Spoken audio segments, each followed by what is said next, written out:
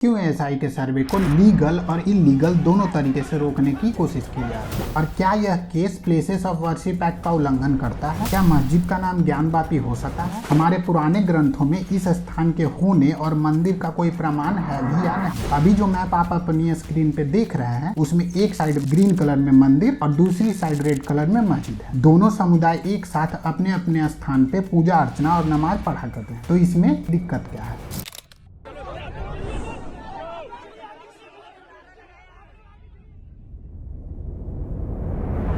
आगे आने वाले वीडियो में हम इन्हीं सारे बिंदुओं पे बात करेंगे। So hey everyone and welcome back to a new video. आज से कुछ ही महीने पहले अयोध्या राम मंदिर की प्राण प्रतिष्ठा हो गई। राम जन्मभूमि पे फैसला आने के बाद से लेकर अभी तक ये बात कई जगह बोली जा चुकी है कि अयोध्या तो अभी झांकी है, काशी मथुरा बाकी है। तो आइए इसी कड़ी को सुलझाने और अच्छी तरह से समझने की कोशिश करेंगे आखिर क्या है काशी में ज्ञानवापी की पूरी कहानी। एक तरफ ज्ञानवापी परिसर पे यूपी के मुख्यमंत्री योगी आदित्यनाथ का कहना है कि अगर हम उसको मस्जिद कहेंगे तो फिर विवाद होगा, हमें ज्ञानवापी बोल देना चाहिए। और दूसरी तरफ मुस्लिम समुदाय के लोग किसी भी हालत में इस पे सहमति देने को तैयार नहीं है।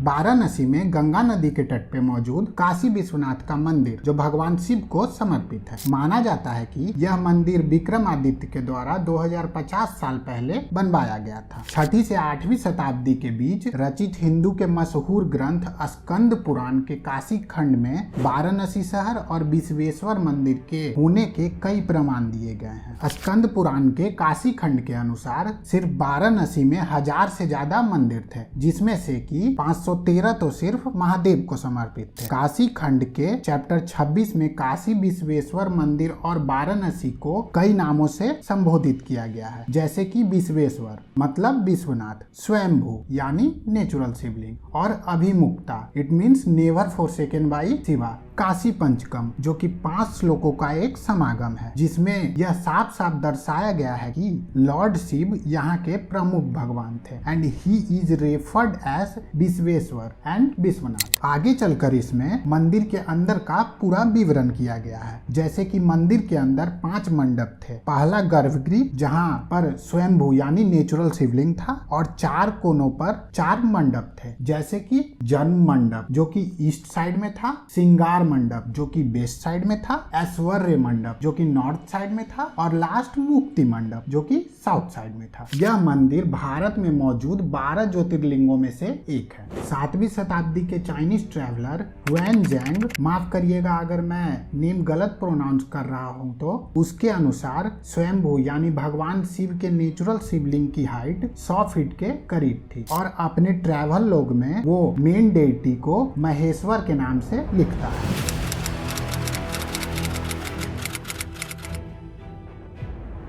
खैर इतने रेफरेंसेस और बताई गई सारी बातों से आपको पता चल गया होगा कि आखिर क्यों यह स्थान हिंदुओं के लिए इतना महत्व रखता है और यह शहर और ये मंदिर कितना पुराना है। लेकिन जब से भारत में मुगलों का आगमन हुआ तब से लेकर 1777 एडी तक जब लास्ट बार मंदिर को बनवाया गया, कई अनगिनत बार मंदिर को नष्ट किया गया, लेकिन हिंदुओं ने मंदिर को फिर से बनवाया और कई दशकों तक मंदिर न होने के बावजूद भी अपनी आस्था को जगाए रखा, जिसके बारे में हम आगे बात करेंगे। पहली बार 1194 एडी में मोहम्मद गौरी के आदेश पर उसके जनरल कुतुबुद्दीन ने वाराणसी शहर पे आक्रमण किया और वहां पर 300 से ज्यादा मंदिरों को नष्ट कर दिया, जिसमें प्रमुख काशी विश्वनाथ मंदिर को स्वयंभू यानी नेचुरल शिवलिंग के साथ पूरी तरीके से मिटा दिया गया। फिर 1296 एडी में स्थानीय लोगों और लोकल व्यापारियों की मदद से मंदिर को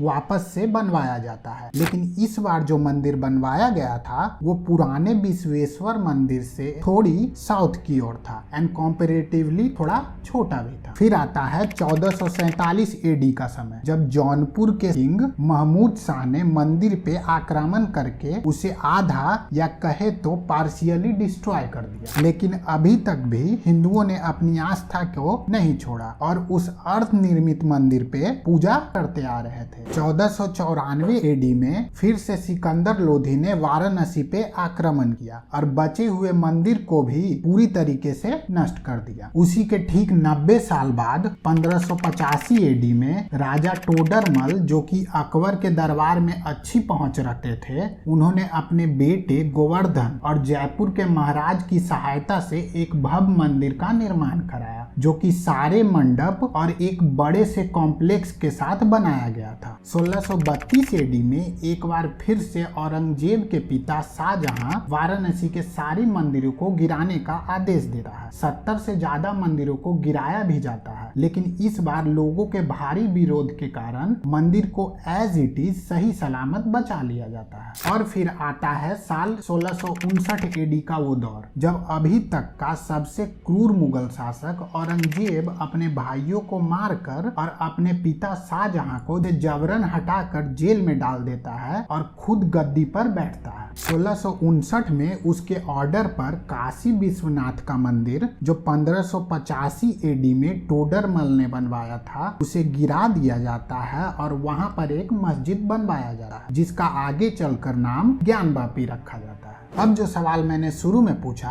कि क्या एक मस्जिद का नाम ज्ञानवापी हो सकता है क्या? ज्ञानवापी एक संस्कृत वर्ड है जिसका मतलब होता है gyan meaning knowledge, vapi meaning well.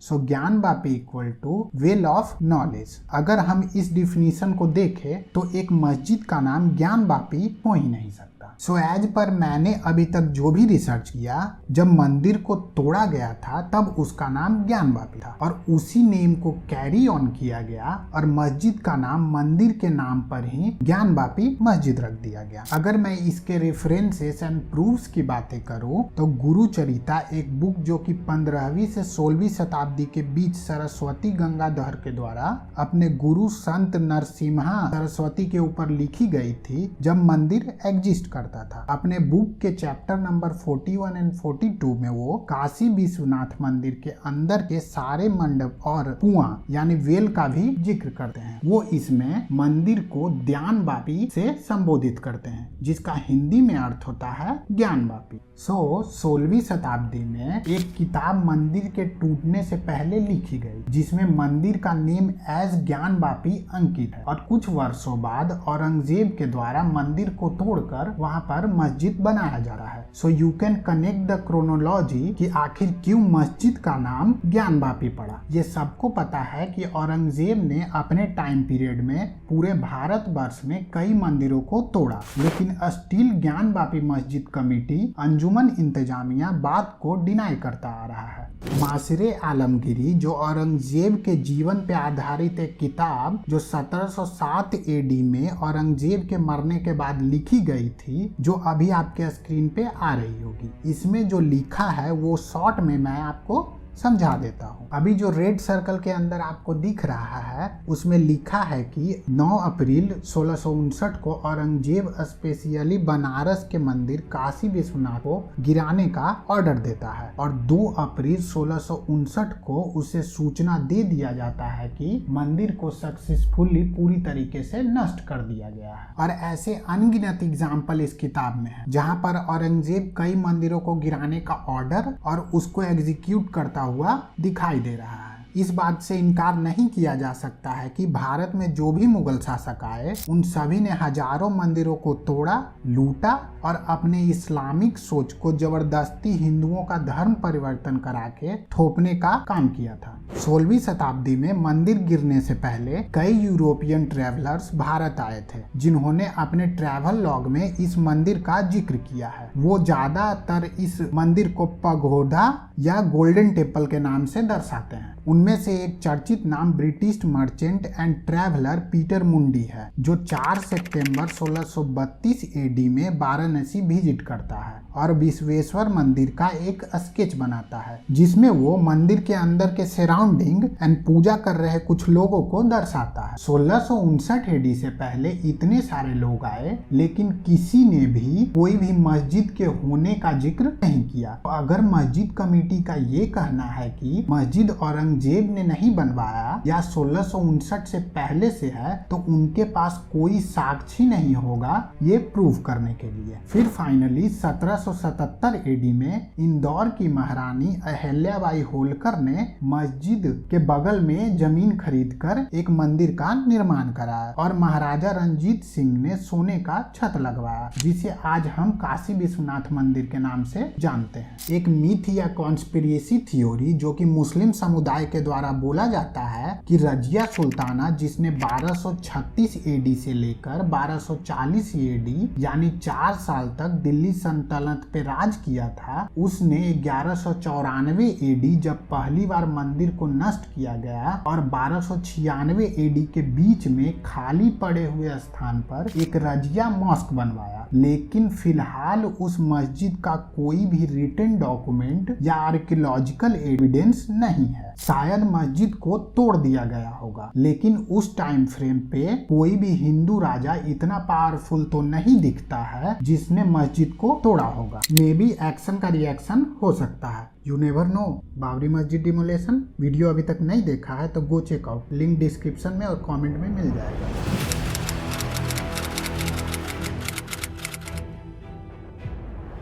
अब हम मंदिर के डिमोलेशन यानी 9 अप्रैल 1659 एडी के बाद की कुछ हिस्टोरिकल रेफरेंसेस को देख लेते हैं, जो प्रूव करता है कि मंदिर को गिराकर वहां पर ज्ञानवापी मस्जिद बनाया गया। जेम्स प्रिंसप, एक इंग्लिश स्कॉलर जो 1819 एडी में भारत भ्रमण पे आता है और बनारस इलुस्ट्रेटेड के नाम से एक किताब लिखता है, जिसमें उसने कई सारी तस्वीरें भी बनाई। जैसे कि एक इमेज जिसमें आप देख सकते हैं कि मंदिर के ही एक दीवार के ऊपर मस्जिद का गुंबज बना दिया गया है, जो आज भी मस्जिद के पीछे वाली दीवार के ऊपर आप देख सकते हैं। जेम्स प्रिंसप ने लिथोग्राफिक टेक्निक की मदद से मस्जिद के नीचे का सर्वे करके एक मैप बनाया था, जिसमें जो डार्क ब्लैक पार्ट है उसके ऊपर करेंटली अभी ज्ञानवापी मस्जिद खड़ी है और उसके साइड का सारा मंडप और हिस्सा या तो डिस्ट्रॉय कर दिया गया या टाइम के साथ नष्ट हो गया। और भी बहुत सारे इमेज है जिसमें गंगा नदी पर बसा हुआ काशी विश्वनाथ का मंदिर और उसके अंदर का भी दृश्य दर्शाया गया है। आज भी ये सारा इमेज ब्रिटिश लाइब्रेरी में पड़ा हुआ है। नारायण भट्ट जो 16वीं शताब्दी में एक बुक लिखते हैं त्रिस्थाली सेतु,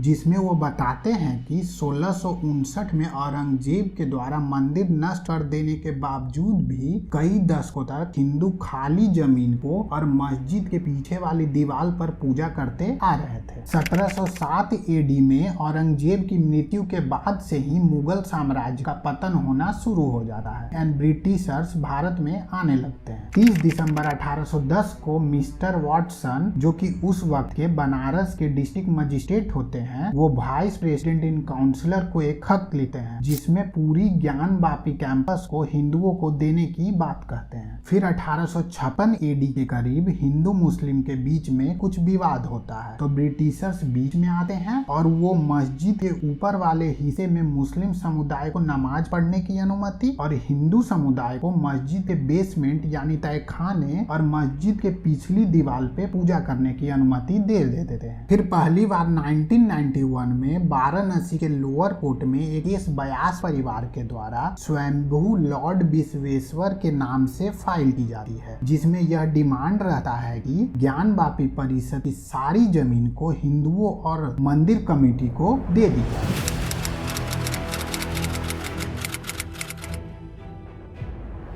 और तभी अंजुमन इंतजामिया ज्ञानवापी मॉस्क की management committee Allahabad high court से प्लेसेस ऑफ वर्शिप एक्ट 1991 का हवाला देते हुए लोअर कोर्ट के प्रोसीडिंग पर रोक लगवा देती है। अब आगे बढ़ने से पहले हम प्लेसेस ऑफ वर्शिप एक्ट 1991 को समझने की कोशिश करते हैं। अयोध्या राम जन्मभूमि की आंदोलन को बढ़ते देखकर तत्कालीन इंडियन नेशनल कांग्रेस की सरकार ने पीवी नरसिम्हा राव की नेतृत्व में 12 सितंबर 1991 को राज्यसभा में एक बिल पास किया जिसका नाम प्लेसेस ऑफ वर्शिप एक्ट रखा गया, जिसमें लिखा था कि places of worship act which disallow the conversion of a place of worship and maintain it religious character as it exist on 15 August 1947। अगर सरल भाषा में समझे तो यह कानून किसी भी धार्मिक स्थल के धार्मिक स्वरूप यानी रिलीजियस कैरेक्टर को बदलने से प्रतिबंधित करता है। 15 अगस्त 1947 को जो वर्शिप का जगह जैसा है वैसा ही रहेगा, उसे चेंज नहीं किया जा सकता, डिस्पाइट चाहे वो मंदिर को तोड़कर मस्जिद ही क्यों न बनाया गया हो। अभी जो मस्जिद के चारों तरफ आप फेंसिंग देख रहे हैं वो नवंबर 1993 में तत्कालीन उत्तर प्रदेश के मुख्यमंत्री मुलायम सिंह यादव के ओरल ऑर्डर पे करवाया गया था। जो बयास परिवार अभी तक मस्जिद के तहखाने में और मस्जिद के पीछे वाली दीवार पर पूजा करता आ रहा था उसे रोक दिया जाता है। तहखाने में सरकार के द्वारा लॉक लगाकर उसकी चाबी मस्जिद कमेटी को दे दी जाती है और तब से अभी तक हिंदुओं को वर्ष में सिर्फ एक बार मस्जिद के पीछे की दीवार पे मां सिंगार गौरी की पूजा करने की अनुमति दी जाती है और यह सारा एक ओरल ऑर्डर पे किया जाता है। इसका कोई भी लिखित प्रमाण डॉक्यूमेंटेड फॉर्म में मौजूद नहीं है। 1993 से मुलायम सिंह यादव के बोलने से हिंदू को पूजा करने से रोक दिया गया। उससे पहले कई वर्षों से हिंदू मस्जिद के पीछे वाली दीवार पर और तहखाने में पूजा करते आ रहे थे। 1991 में फाइल की गई केस पे हाईकोर्ट के प्रतिबंध लगे होने के बावजूद वाराणसी कोर्ट ने 8 अप्रैल 2021 को एएसआई सर्वे कराने का आदेश दिया और एज यूजुअल एक बार फिर मस्जिद कमेटी हाई कोर्ट जाती है। हाई कोर्ट फिर से लोअर कोर्ट के एएसआई सर्वे कराने के ऑर्डर पे स्टे लगा देता है और ठीक उसके 4 महीने बाद अगस्त 2021 में 5 महिलाओं के एक ग्रुप के द्वारा वाराणसी सिविल कोर्ट में एक अर्जी लगाई जाती है जिसमें वो मां सिंगार Gauri, Lord Ganesh, Lord Hanuman and Nandi की मूर्ति की पूजा करने की अनुमति मांगते हैं, जो कि फिलहाल अभी मस्जिद के प्रीमाइसेस में है। और उसके 9 महीने बाद 16 मई 2022 को सिविल कोर्ट मस्जिद में वीडियोग्राफिक सर्वे कराने का आदेश देता है और इस बार भी मस्जिद कमेटी लीगल और इलीगल दोनों तरीके से सर्वे को रोकने की कोशिश करता दिखाई दे रहा था। खैर तमाम कोशिशों के बावजूद सर्वे होता है और मस्जिद के बजुखाना वाले स्थान पर एक ब्लैक कलर का स्ट्रक्चर डिस्कवर होता है जो कि हिंदू पक्ष के अनुसार शिवलिंग है, लेकिन मुस्लिम पक्ष उसे फव्वारा बताता है। पता नहीं 16वीं शताब्दी में वो फाउंटेन को कैसे चलाते थे। फिर मस्जिद के उस बजुखाना वाले एरिया को पूरी तरीके से सील कर दिया गया और फिर 2023 में इलाहाबाद हाई कोर्ट ने एएसआई को कार्बन डेटिंग की सहायता से डिटेल साइंटिफिक सर्वे करने का आदेश दिया। हर बार की तरह इस बार भी मस्जिद कमेटी 1991 के प्लेसेस ऑफ वर्शिप एक्ट का हवाला देते हुए इलाहाबाद हाई कोर्ट में सर्वे को रुकवाने के लिए एप्लीकेशन डालते हैं, लेकिन इस बार हाई कोर्ट ने उन एप्लीकेशन को खारिज कर दिया और साथ ही साथ इस बार कोर्ट ने 1991 के प्लेसेस ऑफ वर्शिप एक्ट पे भी टिप्पणी करते हुए कहा कि जो हिंदू है वो तो किसी मस्जिद को मंदिर में कन्वर्ट करने की बात ही नहीं कर रहा और यह भी कहा कि 1991 एक्ट में ऐसा कोई भी सेक्शन नहीं है जो एश्योर या डिसाइड करे कि whether the property is mosque और a temple. According to court जो भी फैक्ट एंड प्रूफ दोनों पार्टीज के द्वारा दिया जाएगा उसे देखते हुए कोर्ट यह डिसाइड या डिक्लेयर करेगा कि 15 अगस्त 1947 को वह एक प्रॉपर्टी मॉस्क था या टेम्पल। इससे पहले कि मैं एएसआई सर्वे रिपोर्ट को एक्सप्लेन करूं, मैं ज्ञानवापी विवादित परिसर और करेंट काशी विश्वनाथ मंदिर के मैप एंड लेआउट को आपको मैं समझा देता हूं।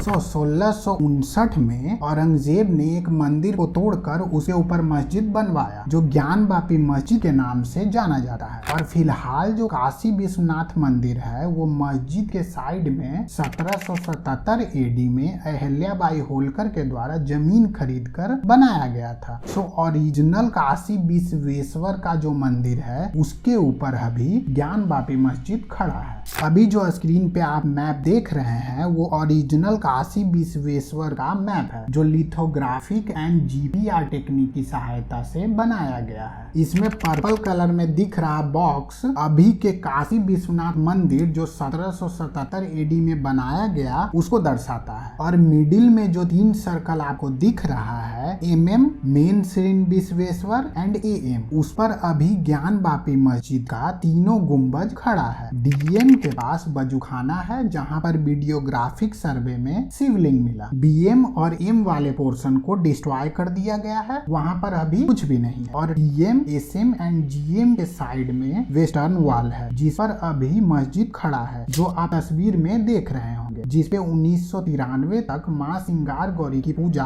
होती आ रही थी। आई होप आपको समझ में आ गया होगा। अगर कोई परेशानी हो तो सारे डेट्स, आर्टिकल्स एंड जो भी रेफरेंसेस मैंने वीडियो में यूज किया है उन सारे का लिंक आपको डिस्क्रिप्शन में मिल जाएगा, चाहे तो आप वहां जाके चेकआउट कर सकते हैं।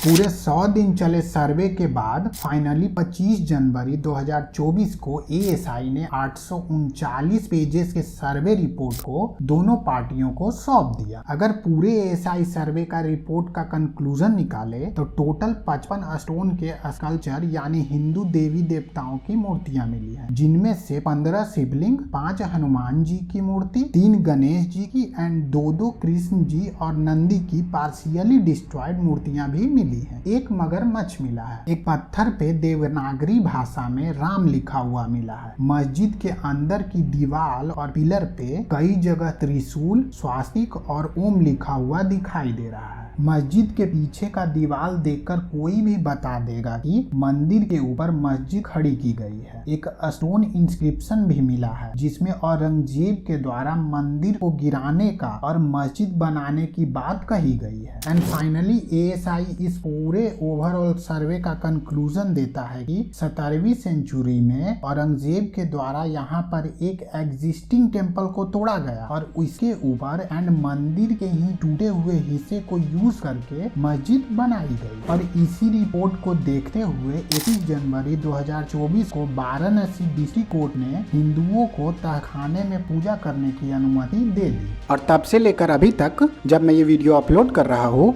गवर्नमेंट या कोर्ट की तरफ से इस केस पे कोई भी मेजर अपडेट नहीं आया है। अगर आता है तो मैं बताने की कोशिश जरूर करूँगा।